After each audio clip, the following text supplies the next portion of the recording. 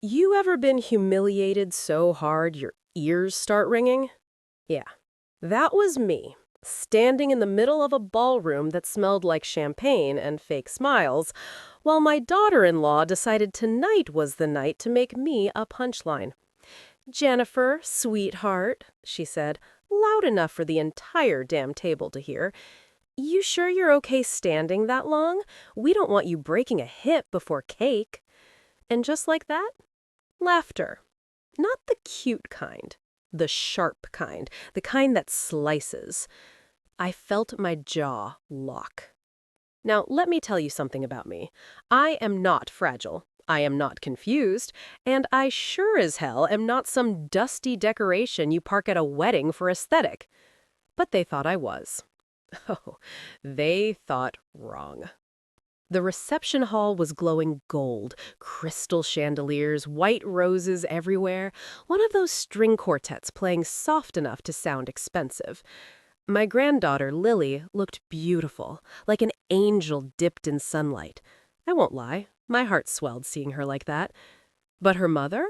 My daughter-in-law, Caroline, she looked at me like I was an outdated appliance she couldn't wait to unplug. Caroline has always had that energy. You know the type. Perfect hair, perfect teeth, perfect passive-aggressive tone. The kind that says, "Bless your heart," while sharpening a knife behind her back.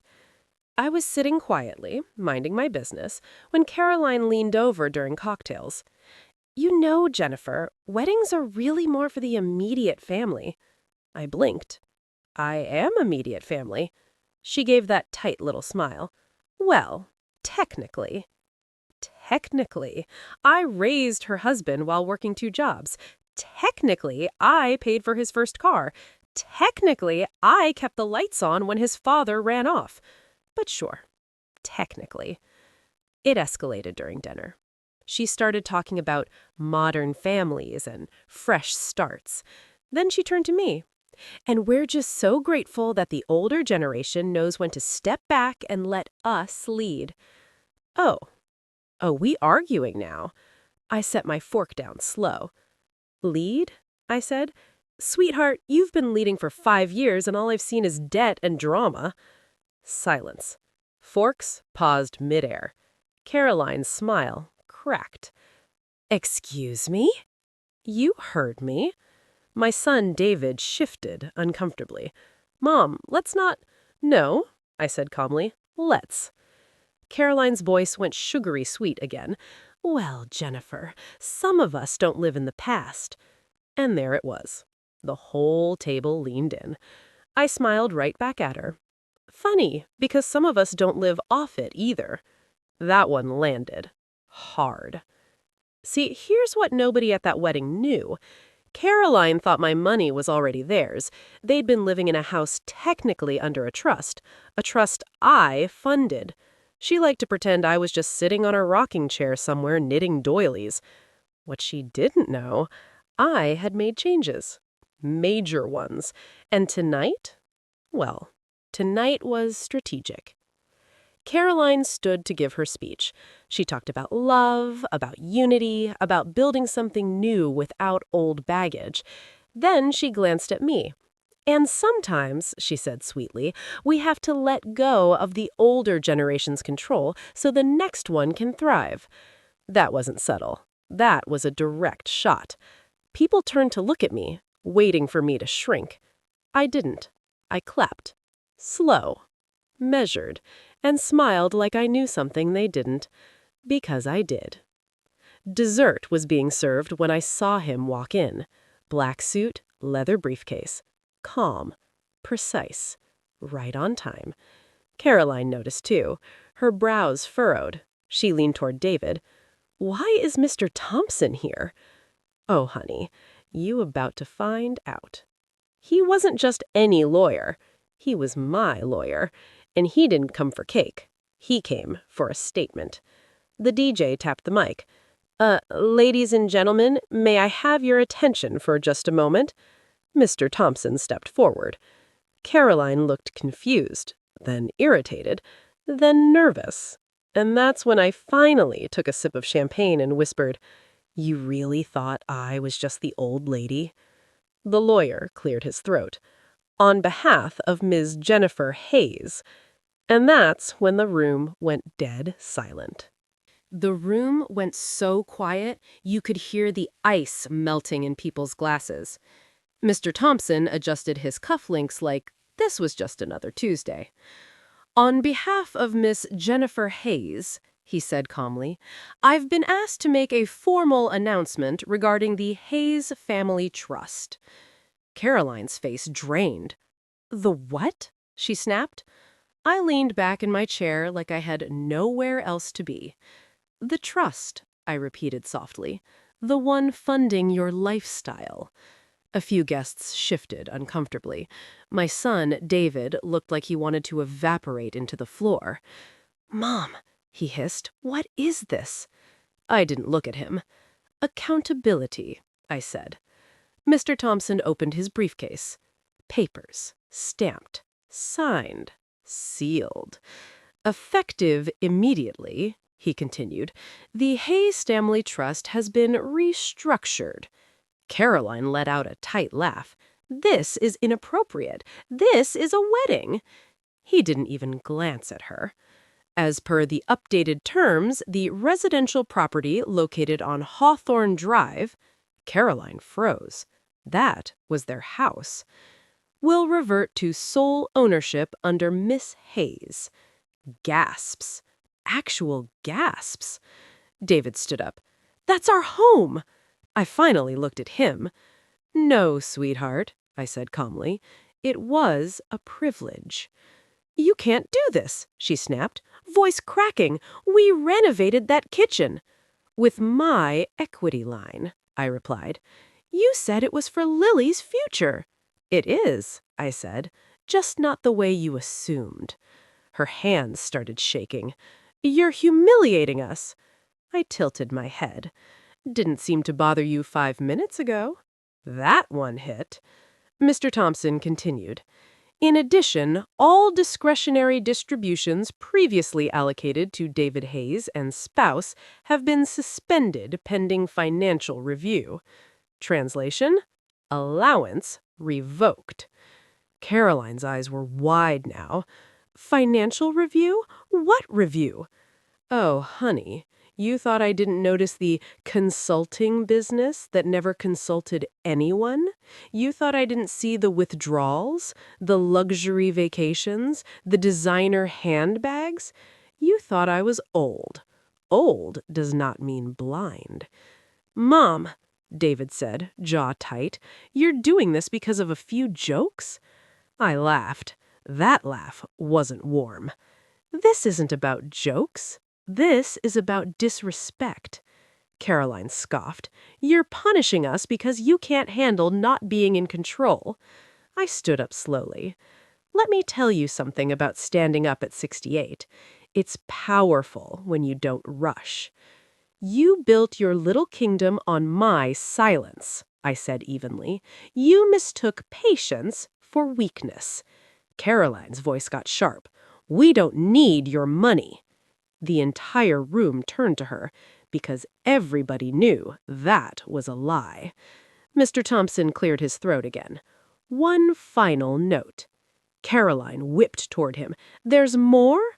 Oh, yes, I said quietly. As of tonight, he continued, all assets designated for generational inheritance will bypass direct parental control and be placed into a protected educational and legacy trust for Lily Hayes, exclusively. Caroline blinked. Meaning what? Meaning, I said sweetly, you don't touch a dime. David looked stunned. Mom, why? I softened, but just slightly. Because Lily deserves stability, not lifestyle inflation. Caroline's chair scraped loudly as she stood. This is insane! You're ruining her wedding! I stepped closer to her. No, I said quietly. You tried to ruin me. Guests weren't laughing anymore. Now they were whispering. Caroline had wanted a moment. She got one, just not the one she planned. Her mascara was starting to smudge. "You've always hated me," she spat. I smiled. "No, I just saw you." And that's when Lily, my granddaughter, stepped forward, still in her wedding gown, still glowing, but not smiling. "Mom," she said to Caroline, softly, "is this true?" Caroline stammered. "Sweetheart, this is between adults." Lily looked at me. "Grandma?" I met her eyes, and for the first time all night, mine weren't hard. "They were spending money that wasn't theirs," I said gently. "I protected what was yours." The room held its breath, and Lily's next words changed everything. She turned slowly to her mother. "Mom, you told me Grandma was exaggerating about finances." Caroline's face went pale. Lily's husband took her hand. "Mom, did you lie to me?" And just like that, the wedding wasn't about vows anymore. It was about truth. Caroline opened her mouth to respond, and that's when the hotel manager walked in, looking nervous. Apparently, there was another issue with the billing, and guess whose card was on file? The hotel manager didn't look like he wanted to be alive in that moment. You ever see a man walk into a disaster and immediately regret his career choices? Yeah, that was him. He leaned toward Caroline, whispering, but not whispering quiet enough. "Ma'am, we're having an issue with the card on file." Caroline's spine stiffened. "What issue?" He swallowed. "It was declined." The word hit the air like a gunshot. Declined. You could feel 200 guests collectively pretend they weren't listening. David's head snapped toward her. "What do you mean declined?" Caroline forced to laugh. "That's impossible. Run it again." The manager nodded nervously. "We did. Twice." I didn't move. Didn't blink. Just watched. Caroline turned to David, whispering harshly, "Use yours." David looked panicked. "It's maxed." Oh, honey, not tonight." The band had stopped playing, the champagne glasses felt heavier, the room felt smaller. The manager shifted again. "If the balance isn't cleared, we'll have to pause service." Pause service? At a wedding? Lily's wedding? Caroline's voice rose. "This is humiliating." I tilted my head slightly. "Is it?" David turned to me. "Mom, please, can you just..." "Just what? Save them? Again?" I stood slowly. He looked desperate now. "Mom, don't do this here." I met his eyes. "I didn't do this," I said calmly. "Your spending did." Caroline stepped forward, furious. "You froze the accounts." I gave her a soft smile. "No, sweetheart, I stopped funding them. That difference matters." Lily looked like someone had pulled the ground out from under her. "Dad, is this why you kept saying the trust paperwork was complicated?" David couldn't answer, because silence tells the truth louder than words ever could. Caroline grabbed his arm. "Say something." He finally snapped. "You said it was handled." She recoiled. "Because it was supposed to be." "You told me the investments were fine."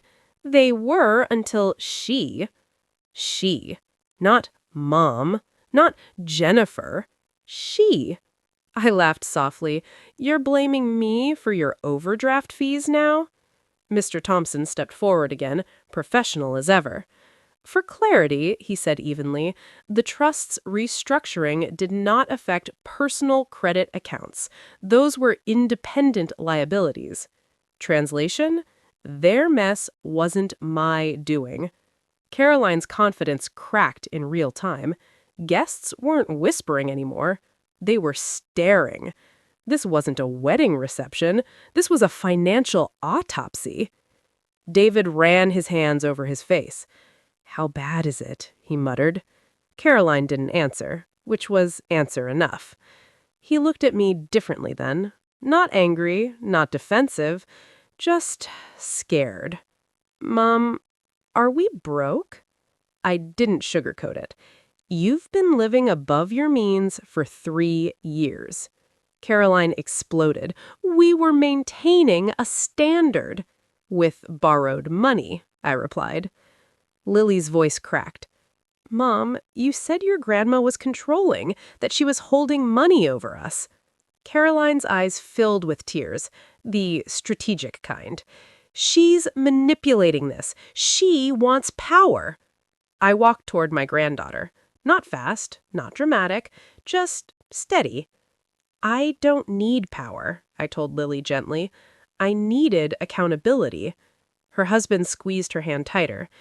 Is our honeymoon paid for? He asked quietly. Caroline didn't respond. Lily closed her eyes. That was it.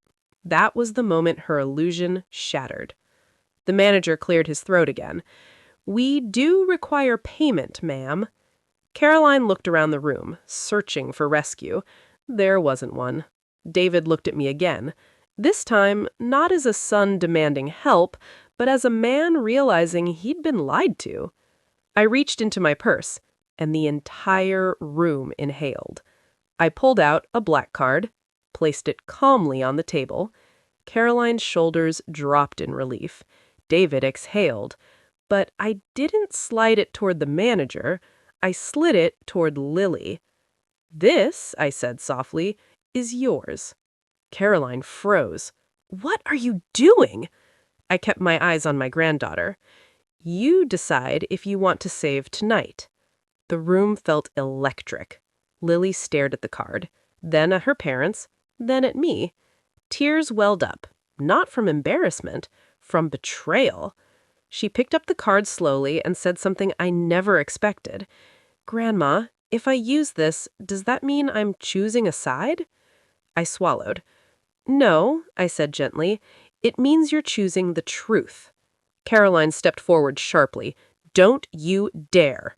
Lily turned to her mother, and her voice, it wasn't soft anymore. Stop. The band members were pretending to fix their instruments, guests were pretending to check their phones, but nobody was missing this. Lily handed the card to the manager. Run it. Caroline gasped. David didn't move. The machine beeped. Processing, processing. Approved. The sound was quiet, but the impact? Thunder. Lily handed the card back to me, but she didn't smile. She looked at her father. After tonight, she said quietly, we need to talk about everything. Caroline looked like she might collapse. David looked like he finally understood. And me? I realized something. This wasn't over. Not even close. Because when people lose money, they get desperate. And desperate people, they do reckless things. And Caroline had just lost control in front of 200 witnesses. The music eventually came back on. Soft, awkward, forced. People started pretending again, laughing too loud, clinking glasses too hard, acting like they hadn't just watched a financial collapse between the salad and the steak. But tension, oh, it was still thick enough to choke on. I stepped outside onto the terrace for air. Cool night breeze, city lights glowing below. My heels clicked slow against the marble. And I heard them. Fast footsteps. Angry ones. Caroline. Of course. You think you won? She hissed the second the door shut behind her. I didn't turn around immediately. I just looked out over the skyline. This wasn't a game, I said calmly. She laughed, sharp and bitter. You humiliated me. I faced her then. You humiliated yourself. Her eyes flashed. You could have handled this privately. And you could have respected me publicly. That landed. Hard. Caroline dropped the polished act. You've always hated that I don't need you. I almost smiled. Oh, sweetheart, I said quietly. You needed me more than anyone. She stepped closer. Too close. You froze everything. No, I corrected. I stopped the bleeding. Her voice lowered. You don't understand what kind of pressure we're under. Then explain it. Silence. That's when I knew there was more. David invested in something, she muttered finally. My stomach tightened. What kind of something? She hesitated. Real estate development. With whose money? Her eyes flickered. Not theirs. Mine. The trust distributions. High return, she rushed to say. It was supposed to double. And instead? She looked away. Oh no. Meanwhile, inside, David was on his phone, pacing, aggressive whispering. Mr. Thompson standing nearby. I watched through the glass. My son looked 10 years older than he had an hour ago. Caroline crossed her arms. You're acting like we committed a crime. Did you? I asked calmly. Her jaw tightened. It wasn't illegal. That wasn't the reassurance she thought it was. David pushed through the doors. Mom, he said, breathing heavy, we need to talk. Caroline snapped, Not here. He ignored her. The development deal collapsed 3 months ago. 3 months. 3 months they kept smiling. 3 months they kept spending. 3 months of pretending. How much? I asked. He swallowed. Almost everything. Caroline jumped in. It was temporary. 40% of the liquid trust distributions, Mr. Thompson said evenly behind us. David flinched. Caroline glared at the lawyer like she wanted him erased. And, David continued quietly, we took out a bridge loan to cover short-term losses. I felt my pulse slow instead of spike. That's what happens when you've survived worse. In whose name? Silence. Silence tells the truth every time. My name, I asked softly. David couldn't look at me. Caroline answered instead. It was a formality. A formality. They used my name as collateral, without telling me. I didn't yell. Didn't scream. Didn't cry. That's what Caroline expected. Instead, I straightened my shoulders. You forged my authorization? David finally looked up. Mom, I was going to tell you. When? When it recovered. Caroline snapped. This is why we didn't. You overreact. I stared at her.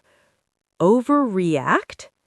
My voice dropped lower than I think she'd ever heard it. You risked my assets. You leveraged my name. You lied to my granddaughter. And you're worried about my reaction? For the first time that night, Caroline stepped back. Mr. Thompson spoke carefully. If unauthorized financial instruments were executed under false representation, that enters criminal territory.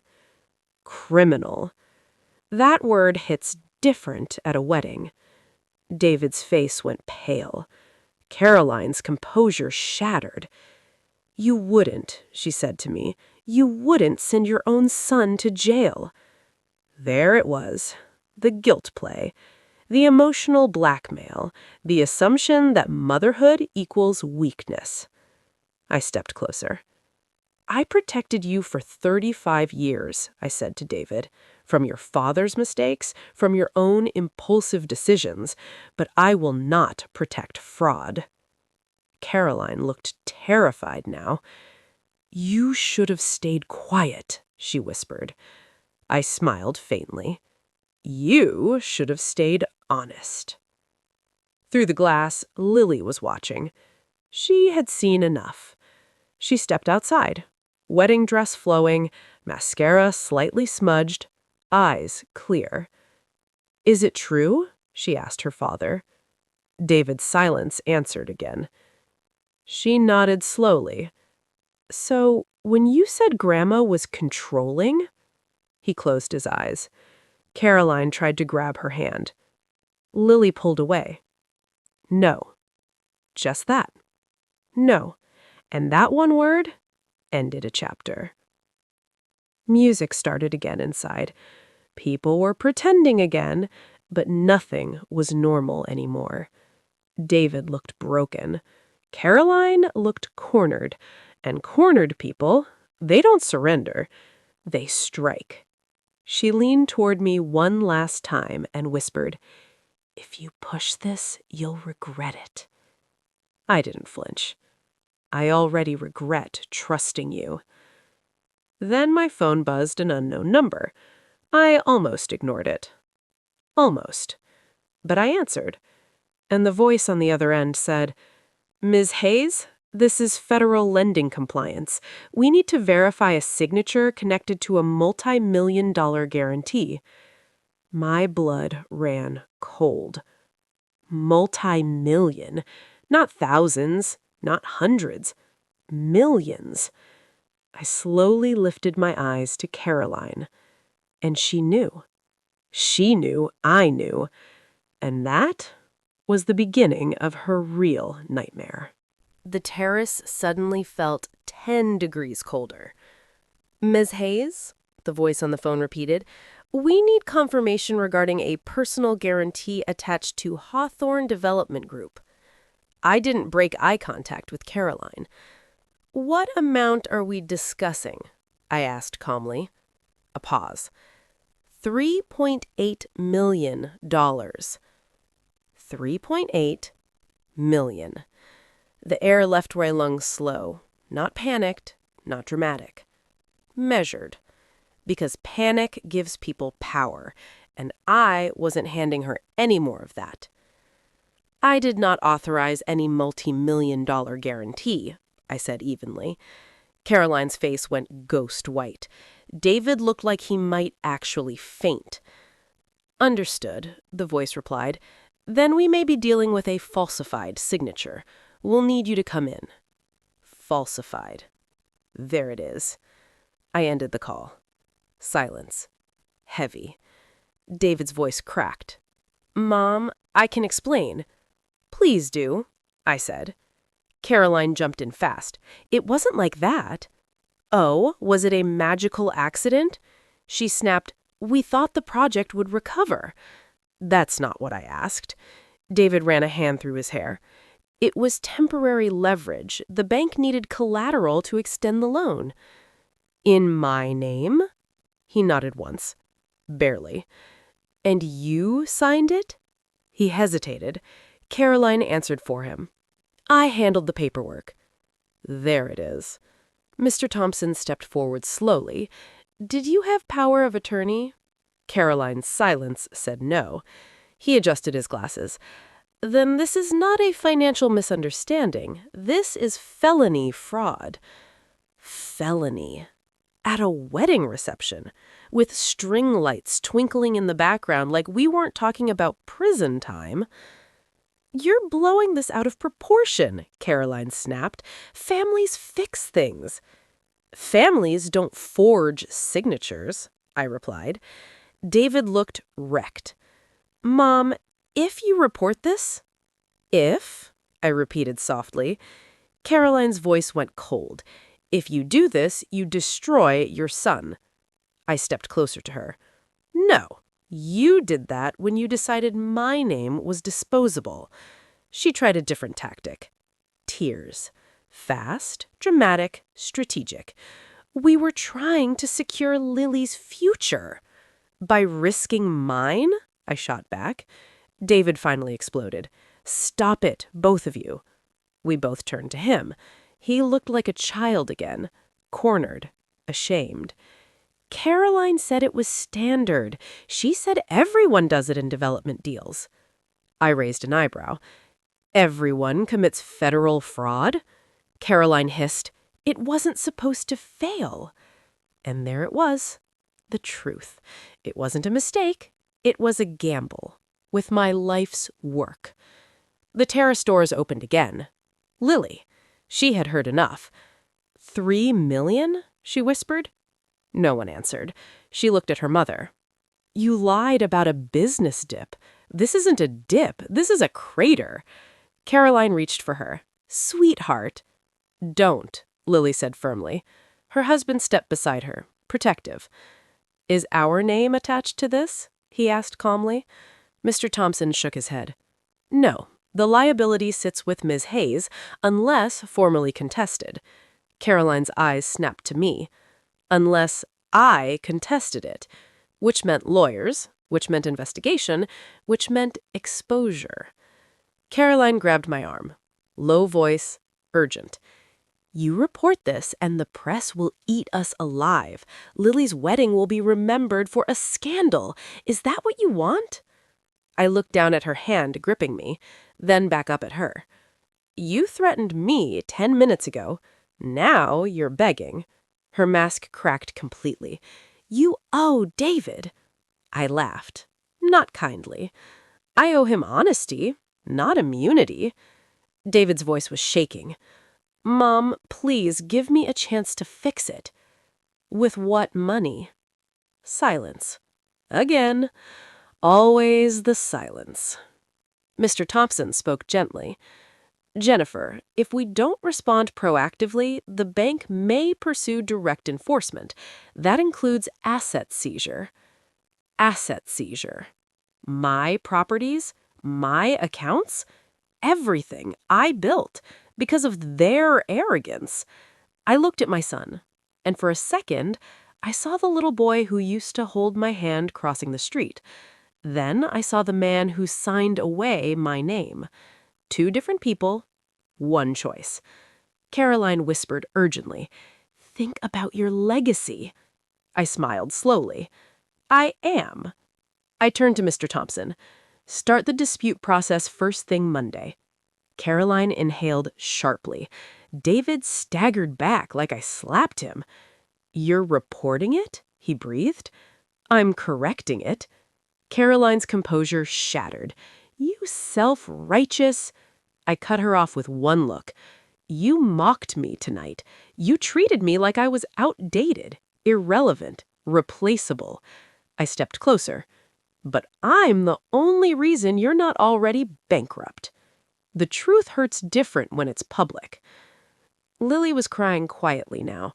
Not dramatic, not loud, just hurt. I can't believe you did this, she said to her parents. David couldn't meet her eyes. Caroline looked furious, not ashamed. That's how you know who the architect was. David was reckless. Caroline was deliberate. My phone buzzed again. Same number. I answered. Yes? Ms. Hayes, there's an additional matter. The signature we have on file doesn't match your previous verified documentation. Forgery confirmed. Officially. I closed my eyes briefly, then opened them, and looked straight at Caroline. Congratulations, I said quietly. You just made this federal. Her lips parted. No words came out. For the first time since I've known her, Caroline was speechless. Sirens sounded faintly in the distance. Maybe unrelated, maybe not. But the timing? Poetic. Guests inside were dancing again, laughing again, unaware that outside on that terrace, a marriage was cracking, a family was splitting, and a federal investigation had just begun. Caroline leaned toward me one last time and whispered, If I go down, I'm not going alone. And that wasn't a threat. It was a promise. Sirens. Faint at first, then closer. Caroline heard them too. Her head snapped toward the street below the terrace. That's not for us, she said quickly. Nobody answered, because nobody knew. And that uncertainty, that's what finally broke her. David looked at me like he was 10 years old again. Mom, I never meant for it to get this big. That's the problem, I said calmly. You never think past the moment. Caroline grabbed his arm. Stop talking. He pulled away. No, he snapped. "You said it was airtight. You said her signature wouldn't even be checked." My eyes locked onto hers. Oh, so it was intentional. Not rushed, not careless, planned. Caroline shook her head. "They don't audit unless someone flags it." Mr. Thompson spoke evenly. "It appears someone did." We all slowly looked at each other, and then we understood. When I froze the trust earlier that week, the bank started reviewing attached guarantees. One domino tipped another, and now here we were. Caroline turned to me, voice trembling but still sharp underneath. "You think this makes you powerful, watching your own family fall apart?" I stepped closer. "No," I said quietly. "Watching my family lie to me is what broke it." She tried one last time. "If I'm charged, David's implicated. You'll lose your son." I didn't flinch. I already lost him the day he signed my name. That hit David harder than anything else that night. The terrace doors opened again. Lily walked out. No tears now, just clarity. "I spoke to Uncle Mark," she said calmly. "My brother. Retired federal compliance officer." Caroline's face drained again. Lily continued. "He said if Grandma disputes it immediately and cooperates, liability shifts toward the party who executed the signature." Caroline looked at David. David looked at the ground. And that silence? That told Lily everything. "You did it," she said softly to her mother. Caroline didn't deny it this time, because she couldn't. David's voice broke. "David, tell me you didn't." She whispered, "I was protecting us." "By risking prison?" he shot back. She turned on him. "You signed the development agreement." "But I didn't forge my mother's name." The word hung there. Forge. No more soft language. No more paperwork handling. Forge. Two uniformed officers stepped into the hotel lobby downstairs. Not rushing, not dramatic, just professional. Someone inside must have called about the financial dispute escalating, or maybe the bank flagged it already. Either way, reality had arrived. Caroline's breathing got shallow. "This can still be fixed," she whispered. I looked at her. It could have been fixed 3 months ago with honesty. I turned to Mr. Thompson. "Prepare the formal fraud dispute. Full cooperation, immediate." He nodded. David looked shattered. Caroline looked cornered. And cornered people, they finally show you who they are. She straightened suddenly. Cold again. If I go down, David goes down. There it was. Not loyalty, not regret, leverage. I stepped directly in front of her. "No," I said evenly. "You don't get to drag everyone into the fire you lit." Her eyes flashed. "You can't prove it was me." David whispered hoarsely, "I can." Silence. Caroline turned toward him slowly. "What?" He swallowed hard. "The security footage at the bank. You went in alone." Her face went blank. He continued, voice shaking but steady. "I thought you were filing paperwork. I didn't know you were altering authorization forms." That was it. That was the fracture. Lily closed her eyes briefly. "Mom," she said softly. "Why?"